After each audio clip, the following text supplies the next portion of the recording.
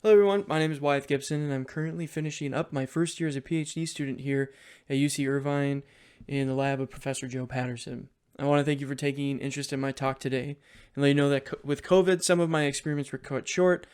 So today I'm hoping to share some of my preliminary data on the in situ synthesis of P9PAM nanoparticles and its temperature dependence. However, I'd like to start with the subject of the industry that has grown out of e-beam processed polymers and potential for reciprocation of information and technology that can spur innovation. Since the discovery of cross-linking of polyethylene, e-beam processing of polymers has produced a wide variety of useful products, such as heat shrink tubing, curable inks for packaging, surfaces with grafted polymers. However, most of the focus has been on materials that are low value, high volume, and simple in nature. I argue that this focus is largely driven by the inherent advantages and disadvantages of e-beam processing. For example, some of the advantages are the processing speeds are very quick, making low-valuable products economically viable. Electron sources can be made much smaller than ever before now with tabletop units. Energy efficiency is better than its thermal counterparts. Electrons do the chemistry, so no photo or special initiators are needed. Not only do electrons have a greater penetration depth than the Bragg-limited UV, its depth is tunable by changing the incident kinetic energy of that electron. However, there are disadvantages. Investing in an e-beam processing system is quite expensive, and this initial cost can be prohibitive, which can be a source of stagnation in innovation. Furthermore, there's a limited scope of polymers and monomers that are amenable to e-beam processing. In general, a given molecule will have a characteristic interaction with the electron beam.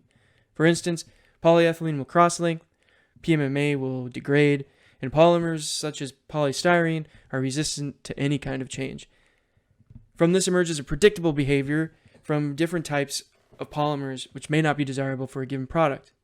Given these disadvantages, if the capability of industrial e-beam is extended beyond its current repertoire to include higher value products, it can make this technique more lucrative.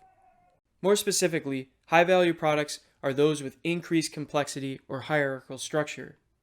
In these examples, nanoscale features allow for useful bulk properties. If e-beam synthesis of these types of materials is to increase, the need for understanding of the evolution of nanoscale morphology during its synthesis becomes more important. This is because to produce these materials through a bottom-up approach, it requires an understanding and control of product intermediates and how these relate to its functional performance. This is where liquid phase TEM can lend a lot of insight. It is well known in the liquid cell community, specifically in inorganic materials research, that the electron beam can be used as an illumination source for observation, but also as an energy source initiating and controlling the chemical processes like the synthesis of these silver nanoparticles. In contrast, the liquid phase TEM polymers community has generally used this technique for in situ observation. An example in the literature of using the e-beam to both synthesize and observe is this movie of polymerization-induced self-assembly, providing in situ information of the morphological development of the polymeric materials while driving its synthesis.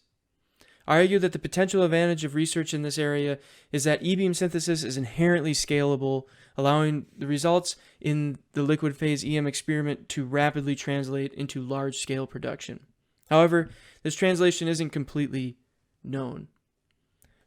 Central to the TM technique is the formation of contrast in an image due to elastic interactions between the sample and electron. As the sample thickens, these interactions begin to compound, lowering the resolution. And due to the higher scattering angles of inelastic collisions, these in particular have drastic effects on resolutions. So we attempt to keep the sample thickness as close to or below an inelastic mean-free path. This also puts us in the special case where dose does not depend on the mass thickness, where we only need fluence in the incident energies of these electrons to calculate the dose. It stands in stark contrast to the much thicker coatings that are cured by e-beam systems of similar kinetic energy and flux. In this case, you must know the mass thickness, which is the particle path length through the medium. Much of this, though, can be known through Monte Carlo calculations like these. As far as using the e-beam as a tool for synthesis, we have to understand what happens chemically when an inelastic collision occurs, because this is the genesis of the radiolysis products that initiate the chemical change. An important concept is that of the spur, which is a description of a chemically heterogeneous region that is generated when an inelastic collision occurs. This spur, if it finds itself alone or with other spurs, can have an effect on the equilibrium that's established. I liken this to a rock skipping on the surface of water, where every contact is analogous to an inelastic collision and the propagating wave, the diffusion of reactive species from the spur. During its first few contacts, the spurs can be far away. But as the rock continues its travel, losing energy and contact with the water becoming more probable, these spurs become closer, making interspur diffusion of species a dominant phenomenon, overall changing once again the equilibrium that can be established.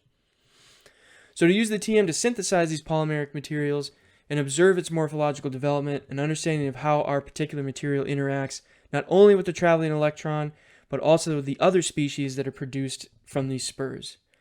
Because in contrast to synthetic polymerizations where initiators are chosen to be selective to activate a particular bond, the accelerated electron has enough energy to break any bond in the polymer, and the reactive species generated may not select for the bond that you want to activate. I mentioned these spurs are a genesis of the reactive species. One can describe the amount of particular species that was generated per amount of energy deposited to quantify the products of these inelastic interactions. The G-value is the way radiation scientists have generally quantified these reactive species, among others, produced per 100 eV of energy deposited. Important parameters that are needed to understand how many inelastic collisions and therefore spurs that are generated in the liquid cell is to know the inelastic mean free path and also the thickness of your liquid cell. Also, in the case of water, many G-values are known, allowing us to calculate the multiple reaction rates at play that allow for the establishment of an equilibrium within a millisecond in the TEM. Outside of water, these rates may not be known, especially for many monomers or polymers. A more well-understood phenomenon in industry are G-values for cross-linking and incision, as these are the primary reactions that this industry undertakes. However, these are generally known in non-solvent conditions. The relative G-values can also dictate accumulated dose to achieve the desired outcome. Key G-values are listed here. G-values for the activated monomer or initiators are not well known for most monomers, and as mentioned earlier, if an other solvent, this could add more unknowns.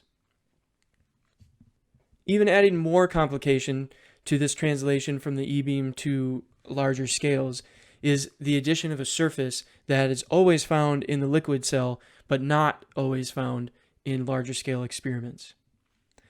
My current preliminary data is an example of the possibility of production of high-value product using the TEM in the development and scaling and larger scale synthesis. Poly-NiPAM is one of, if not the best understood thermoresponsive polymers. This polymer goes through a coil to globule configuration change as the water temperature increases past 32 degrees Celsius. During this configuration change, it causes a phase transition from homogeneous to heterogeneous, causing the polymer to precipitate out of water. To make poly-NiPAM nanoparticles, generally it is done in an emulsion polymerization with a cross-linker as shown here. For my E-beam synthesis, pure water is mixed with pure monomer and exposed to the E-beam, initiating and propagating nanoparticle formation, and this is done in the dense stream holder shown here. The holder allows for in-situ heating of the sample, which is used to compare synthetic outcomes below and above the binodal transition curve. When synthesized at 20 degrees Celsius, an interesting distribution morphologies from fairly circular to what could be described as dendritic formations occur. Nanoparticles synthesized at 50 degrees Celsius produce notably smaller particles than that in the 20 degrees Celsius case, with a tighter distribution of both diameter and morphology. So I pointed out that there are many pieces that must be understood to scale the reaction that we see here in the liquid cell to a larger scale. Many of the G-values that are needed can be found through bulk spectroscopic techniques, which is not an option for the tiny amounts produced in the liquid cell. To study these, we need to scale up, and with current technology, I believe this is very possible. Tabletop sources with fluxes and kinetic energies comparable to the TEM exist. These can be powerful tools to characterize reactions that are happening in the liquid cell.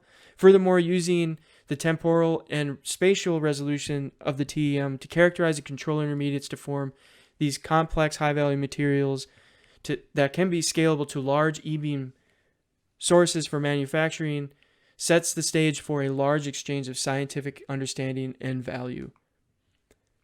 I'd like to thank you all for taking the time to listen to my talk, and also the great help from my lab members, in particular Alex, Justin, and Giovanni. Thank you.